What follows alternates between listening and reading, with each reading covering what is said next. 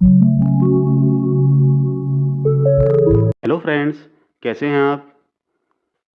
तो आज हम संविधान के इम्पोर्टेंट क्वेश्चन डिस्कस करेंगे। दोस्तों, यदि वीडियो अच्छी लगे तो चैनल को सब्सक्राइब कर लें और बेल आइकन को प्रेस कर दें, जिससे आपको आने वाली सभी वीडियोज़ के नोटिफिकेशन समय पर मिलते रहें। तो दोस्तों, आज का टॉपिक काफ़ी इम्पोर्टेंट है, इसलिए वीडियो स्किप ना करें और वीडियो को अंत तक ज़रूर देखें। तो चलिए दोस्तों, वीडियो स्टार्ट करते हैं। ये रहा पहला क्वेश्चन आपकी स्क्रीन पर।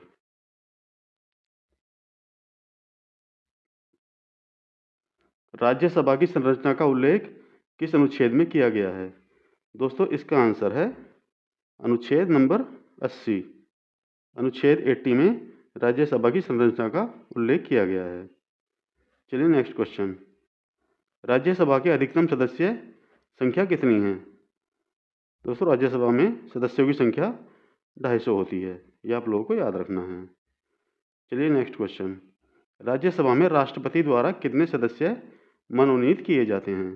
दोस्तों, इनकी संख्या है 12। चलिए नेक्स्ट क्वेश्चन। राज्यसभा की सदस्यता के लिए न्यूनतम आयु कितनी होती है? दोस्तों, इसका आंसर है 30। राज्यसभा की सदस्यता के लिए आयु कम से कम 30 वर्ष होनी चाहिए। काफ़ी इंपॉर्टेंट क्वेश्चन है और कई बार एग्जाम में पूछा जा चुका है, आप लोगों को याद रखना है।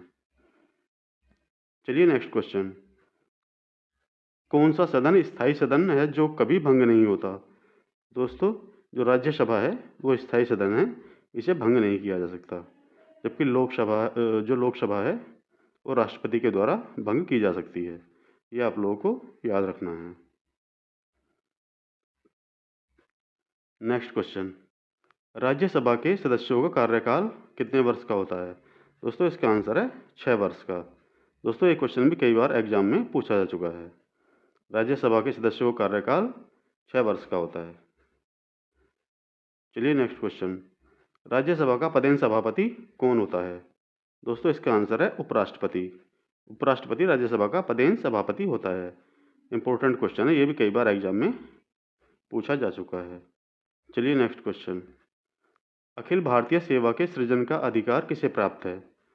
दोस्तों, ये है राज्यसभा। अखिल भारतीय सेवा की सृजन का अधिकार राज्यसभा को प्राप्त है। चलिए नेक्स्ट क्वेश्चन। लोकसभा द्वारा पारित धन विधेयक राज्यसभा में कितने दिनों के लिए जाता है? दोस्तों, लोकसभा द्वारा पारित धन विधेयक राज्यसभा में 14 दिनों के लिए जाता है। यदि 14 दिनों के अंदर ये वहाँ से वापस नहीं आता तो इसे पास मान लिया जाता है, आप लोगों को याद रखना है। राज्यसभा का गठन कब हुआ था? राज्यसभा का गठन 3 अप्रैल 1952 को हुआ था। ये भी इम्पोर्टेंट क्वेश्चन है। चलिए नेक्स्ट क्वेश्चन। लोकसभा की संरचना का उल्लेख किस अनुच्छेद के अंतर्गत है? दोस्तों, ये है अनुच्छेद 81। अनुच्छेद 81 के अंतर्गत लोकसभा की संरचना का उल्लेख किया गया है। चलिए नेक्स्ट क्वेश्चन। लोकसभा संसद का कौन सा सदन है? दोस्तों, लोकसभा संसद का निम्न सदन है, जबकि राज्यसभा उच्च सदन है, ये आप लोगों को याद रखना है, इंपॉर्टेंट क्वेश्चन है। चलिए नेक्स्ट क्वेश्चन। वर्तमान में लोकसभा सदस्यों की संख्या कितनी है? दोस्तों, वर्तमान में लोकसभा सदस्यों की संख्या 543 है, ये आप लोगों को याद रखना है। चलिए नेक्स्ट क्वेश्चन। लोकसभा में अनुसूचित जातियों के लिए कितनी सीटें आरक्षित हैं? दोस्तों, लोकसभा में अनुसूचित जातियों के लिए 84 सीटें आरक्षित हैं। इंपॉर्टेंट क्वेश्चन है। चलिए नेक्स्ट क्वेश्चन। लोकसभा में अनुसूचित जनजाति के लिए कितनी सीटें आरक्षित हैं? दोस्तों, लोकसभा में अनुसूचित जनजाति के लिए 47 सीटें आरक्षित हैं। इंपॉर्टेंट पॉइंट है, आप लोगों को याद रखना है। चलिए नेक्स्ट क्वेश्चन। लोकसभा के सदस्यों का चुनाव किस प्रकार किया जाता है? दोस्तों, लोकसभा के सदस्यों का चुनाव प्रत्यक्ष रूप से वयस्क मताधिकार के आधार पर किया जाता है। और इसे यहाँ पर पॉइंट ये भी आता है, इसका जो मतदान होता है गुप्त मतदान होता है, ये भी आप लोगों को याद रखना है। कई बार एग्जाम में इस टाइप के क्वेश्चन पूछे जाते हैं। चलिए नेक्स्ट क्वेश्चन। लोकसभा के सदस्य के लिए न्यूनतम आयु निर्धारित है। दोस्तों, लोकसभा के सदस्य के लिए न्यूनतम आयु 25 वर्ष होनी चाहिए। ये important, very very important question है। आयु वाले जो है लोकसभा राज्यसभा, ये आप लोगों को सारे ही क्वेश्चन याद कर लेने हैं दोस्तों, कई बार एग्जाम में पूछे जा चुके हैं। चलिए नेक्स्ट क्वेश्चन, लोकसभा किस प्रकार का सदन है? लोकसभा अस्थायी सदन है। लोकसभा को क्या बोला जाता है? अस्थायी सदन भी कहा जाता है। एक अस्थायी सदन है। लोकसभा का कार्यकाल कितने वर्ष का होता है? दोस्तों लोकसभा का कार्यकाल 5 वर्ष का होता है। चलिए नेक्स्ट क्वेश्चन, लोकसभा में कोरम या गणपूर्ति कितनी होनी चाहिए? दोस्तों लोकसभा में गणपूर्ति जो होती है, ये सदस्यों की कुल संख्या का 1/10 होना चाहिए, यानी कि 550 में से 55 सदस्य होने चाहिए, नहीं तो लोकसभा की उसे क्या बोलते बैठक को स्थगित कर दिया जाएगा अगर 55 से कम होगी तो। ये आप लोगों को याद रखना है दोस्तों, वेरी वेरी इंपॉर्टेंट करके इसे मार्क कर लेना, वेरी वेरी इंपॉर्टेंट। ये बहुत बार एग्जाम में पूछा जा चुका है। चलिए नेक्स्ट क्वेश्चन, लोकसभा अध्यक्ष अपना त्यागपत्र किसे देता है? दोस्तों ये लोकसभा अध्यक्ष अपना त्यागपत्र उपाध्यक्ष को देता है, यानी कि लोकसभा उपाध्यक्ष को। यह भी आप लोगों को याद रखना है। चलिए नेक्स्ट क्वेश्चन, कौन दोनों सदनों के संयुक्त अधिवेशन की अध्यक्षता करता है? दोस्तों ये है लोकसभा अध्यक्ष। दोनों सदन मतलब लोकसभा और राज्यसभा। यदि लोकसभा और राज्यसभा के दोनों सदनों का संयुक्त अधिवेशन होता है तो उसकी अध्यक्षता कौन करेगा? लोकसभा अध्यक्ष। इंपॉर्टेंट क्वेश्चन है दोस्तों, आप लोगों को याद रखना है। चलिए नेक्स्ट क्वेश्चन, कोई विधेयक धन विधेयक है या नहीं, इसका निर्णय कौन करता है? दोस्तों इसका निर्णय लोकसभा अध्यक्ष करते हैं। वेरी वेरी इंपॉर्टेंट क्वेश्चन है और आप लोगों को याद रखना है। चलिए नेक्स्ट क्वेश्चन, प्रथम लोकसभा अध्यक्ष कौन थे? दोस्तों प्रथम लोकसभा अध्यक्ष जीवी मावलंकर थे। इंपॉर्टेंट क्वेश्चन है, आप लोगों को याद रखना है। चलिए नेक्स्ट क्वेश्चन, पहली महिला लोकसभा अध्यक्ष कौन थी? दोस्तों ये थी मीरा कुमार। चलिए नेक्स्ट क्वेश्चन, सबसे अधिक मतदाताओं वाला लोकसभा क्षेत्र कौन सा है? दोस्तों ये है मल्काजगिरी, जो कि तेलंगाना में है। ये सर्वाधिक मतदाताओं वाला लोकसभा क्षेत्र है। वेरी इंपॉर्टेंट क्वेश्चन है। चलिए नेक्स्ट क्वेश्चन, सबसे कम मतदाताओं वाला लोकसभा क्षेत्र कौन सा है? दोस्तों ये है लक्षद्वीप। वेरी इंपॉर्टेंट क्वेश्चन है ये भी, सबसे अधिक और सबसे कम मतदाताओं वाला लोकसभा क्षेत्र कौन कौन से हैं, ये आप लोगों को याद रखने हैं। क्षेत्रफल की दृष्टि से सबसे बड़ा लोकसभा क्षेत्र कौन सा है? दोस्तों क्षेत्रफल की दृष्टि से सबसे बड़ा लोकसभा क्षेत्र है लद्दाख। इंपॉर्टेंट क्वेश्चन है। और क्षेत्रफल की दृष्टि से सबसे छोटा लोकसभा क्षेत्र कौन सा है? ये आपका चांदनी चौक, यानी कि दिल्ली के अंदर जो चांदनी चौक है वो क्षेत्रफल की दृष्टि से सबसे छोटा लोकसभा क्षेत्र है। दोनों ही क्वेश्चन इंपॉर्टेंट हैं।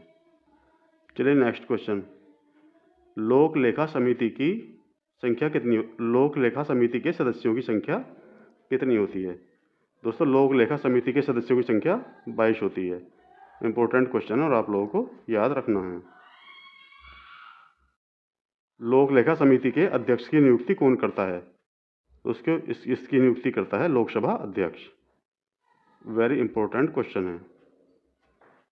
चलिए नेक्स्ट क्वेश्चन, लोक लेखा समिति के सदस्यों का कार्यकाल कितने वर्ष का होता है? दोस्तों लोक लेखा समिति के सदस्यों का कार्यकाल 1 वर्ष का होता है। लोक लेखा और प्राक्कलन समिति दोनों के ही सदस्यों का कार्यकाल 1 वर्ष का होता है। काफ़ी इंपॉर्टेंट क्वेश्चन है और आप लोगों को याद रखना है। दोस्तों मैंने इस वीडियो में सारे क्वेश्चन स्पेशल क्वेश्चन है, सारे यूनिक क्वेश्चन हैं, सारे इंपॉर्टेंट क्वेश्चन लिए हैं, तो इसलिए वीडियो को स्किप ना करें, अंत तक बने रहें, देखते रहें वीडियो। चलिए नेक्स्ट क्वेश्चन, प्राक्कलन समिति की जुड़वां बहन किसे कहा जाता है? दोस्तों ये है लोक लेखा समिति। लोक लेखा समिति को प्राक्कलन समिति की जुड़वां बहन कहा जाता है। वेरी इंपॉर्टेंट क्वेश्चन है। चलिए नेक्स्ट क्वेश्चन, प्राक्कलन समिति के सदस्यों की संख्या कितनी होती है? दोस्तों प्राक्कलन समिति के सदस्यों की संख्या 30 होती है, ये आप लोगों को याद रखना है। लोक लेखा समिति के सदस्यों की संख्या 22 और प्राक्कलन समिति के 30, ये दोनों ही क्वेश्चन आप लोगों को याद रखने हैं। दोनों क्वेश्चन एग्जाम की दृष्टि से काफ़ी इंपॉर्टेंट हैं। चलिए नेक्स्ट क्वेश्चन, प्राक्कलन समिति के सदस्यों का कार्यकाल कितने वर्ष का होता है? ये डिस्कस कर चुके हैं हम, आपको बता चुके हैं इसका जो है कार्यकाल 1 वर्ष का होता है। लोक लेखा समिति और प्राक्कलन समिति दोनों के ही सदस्यों का कार्यकाल 1 वर्ष का होता है। चलिए नेक्स्ट क्वेश्चन, प्राक्कलन समिति के अध्यक्ष की नियुक्ति कौन करता है? दोस्तों ये करते हैं लोकसभा अध्यक्ष। लोक लेखा समिति और प्राक्कलन समिति के अध्यक्ष जो होते हैं दोनों की नियुक्ति कौन करते हैं? लोकसभा अध्यक्ष। इंपॉर्टेंट क्वेश्चन है, दोनों ही आप लोगों को याद रखने हैं। चलिए नेक्स्ट क्वेश्चन, शून्यकाल के दौरान किस प्रकार के मामलों को उठाया जाता है? दोस्तों वेरी वेरी इंपॉर्टेंट क्वेश्चन करके आप इसे मार्क कर लेना, ये बहुत बार एग्जाम में पूछा जा चुका है। शून्यकाल के दौरान अति महत्वपूर्ण मामलों को उठाया जाता है, ये आप लोगों को याद रखना है। चलिए नेक्स्ट क्वेश्चन, किस विधेयक द्वारा भारत की संचित निधि से धन निकाला जाता है? दोस्तों इस विधेयक का नाम है विनियोग विधेयक। विनियोग विधेयक के द्वारा ही भारत की संचित निधि से धन निकाला जाता है।